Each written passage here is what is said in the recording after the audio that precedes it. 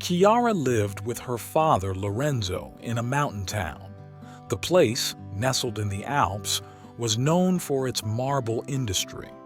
Lorenzo worked hard in a quarry, like many of the men in the town, spending long days extracting blocks of marble from the bowels of the earth. Before continuing, subscribe to our channel and activate the bell so you don't miss any of our stories. Lorenzo had raised Chiara alone since his wife, Anna, had died when the child was just 3 years old. Chiara remembered almost nothing of her mother, only a few vague flashes of a smiling and affectionate figure. It had always been her father who had taken care of her, acting as both a father and a mother to her. Despite her deep affection for Lorenzo, Chiara felt a constant embarrassment about her father's work. Her schoolmates were mostly children of wealthier families, and many of them lived in spacious, luxurious homes, with parents who worked in elegant offices, not in dirty, tiring quarries. This made her feel inferior. Whenever someone asked her what her father did for a living, Chiara tried to divert the conversation. She had never invited friends over, fearing judgment. She was so different from everyone else, and the idea of someone seeing her father come home covered in white dust and with calloused hands made her feel uncomfortable. The day of graduation was approaching, and with it, Chiara's anxiety grew. She didn't want her father to go to the ceremony. She thought his presence would attract looks of pity, or worse, derision. Her class was mainly made up of the children of lawyers, doctors, and entrepreneurs. Lorenzo could never mix with them without making them feel superior. 2 days before the ceremony, Lorenzo came home with a beaming look and a package in his hand. "Chiara, look what I got you for your diploma," he said enthusiastically, handing her the bag. Chiara, reluctantly, took the gift. She opened it and discovered a beautiful blue dress with hand-embroidered details. "Thank you, Dad," she said with a forced smile. But when she saw another object in the bag, her heart sank. It was a suit for her father, a smart black suit with a blue tie. "This is for me," Lorenzo said proudly. "I want to live up to my beautiful daughter at the ceremony." Chiara didn't know how to react. Deep down, she didn't want him to go, but she didn't know how to tell him without hurting him. "Dad, I don't know how to tell you this, but I don't want you to come to the ceremony," she finally said, her voice shaking. Lorenzo looked at her, visibly hurt. "I don't want my friends to laugh at us. They all come from rich families. They wouldn't understand." Silence fell between them. Lorenzo looked down, visibly hurt. "I understand," he finally said, his voice breaking. "But know that I'm still very proud of you."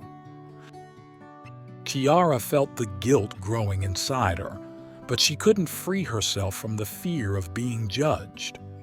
She spent the night awake, thinking about what she had said. Her heart felt heavy, but she didn't have the courage to make amends. The morning of the ceremony, Chiara dressed in silence, wearing the beautiful dress her father had given her. She looked in the mirror and saw a sad girl.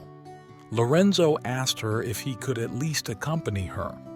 "No, Dad, I don't want to ruin the dress in the van. You know it's dirty," she replied coldly. Lorenzo smiled weakly at her. "All right, Chiara, have fun. Congratulations." Chiara left the house without looking back. But Lorenzo, after she left, ran upstairs, washed himself thoroughly, and put on his new dress. He had been hurt, but nothing would keep him from seeing his daughter on such an important day. Arriving at the school auditorium, he sat in the audience, trying not to attract too much attention. When Chiara went up on stage to receive her diploma, Lorenzo took out his phone to take some pictures. As soon as Chiara saw her father in the audience, she felt her blood run cold. The smile disappeared from her face. As she approached the stage, Lorenzo looked at her with eyes full of pride, but Chiara felt only shame. Suddenly, the principal began to call all the relatives of the new graduates, and when it was Chiara's turn, he said, "Here is Chiara's father. Do you want to go up on stage?" Chiara couldn't believe her ears. She wanted to disappear. Lorenzo slowly walked up to the stage and, his voice shaking, took the microphone. "I just want to say how proud I am of my daughter Chiara. She has worked so hard, and I know her mother, if she had come, would be just as proud. Chiara, you are my pride and joy." The audience applauded loudly. Chiara could no longer hold back her tears. For all those years she had been ashamed of him, of his work, of his life. But in that moment, she understood how lucky she was to have a father like him. She ran off the stage and ran toward him, hugging him tightly. "Dad, I'm so sorry. I'm ashamed of what I said. I shouldn't have been ashamed of you." Lorenzo stroked her hair softly. "It doesn't matter, darling. I'm proud of you, always." They walked home together in silence, but with a new awareness in Chiara's heart. But during the trip, something was bothering her. "Dad, earlier, on stage, you talked about Mom as if she were alive, but she's not dead, right?"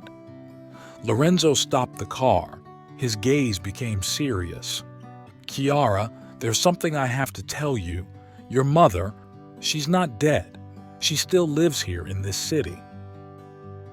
Chiara gasped. "But then why have I never seen her? Why did you tell me she was dead?" Lorenzo sighed deeply. "Because your mother didn't want you. You're not my biological daughter. When your mother left, she left me with you. She told me your father was dead and that he didn't want to take care of you." Chiara looked at him with eyes full of tears. She couldn't believe what she was hearing. But despite everything, deep down, she knew that Lorenzo was her real father, the only one who had always loved her unconditionally. Without saying a word, she hugged him tightly. "Dad, you are the only family I have ever known. It doesn't matter where I come from. You are my father, and I love you. I will never be ashamed of you again because you are the best." Lorenzo wiped away her tears. "I have always loved you, Chiara, and I will always love you." From that day on, Chiara never felt embarrassed again. She understood that Lorenzo's love and sacrifice were all she needed. They continued their life, father and daughter, more united than ever, without lies or shame, knowing that they were truly rich. Did you like this story? Leave a comment below. Thanks for watching the video till the end, and see you next time.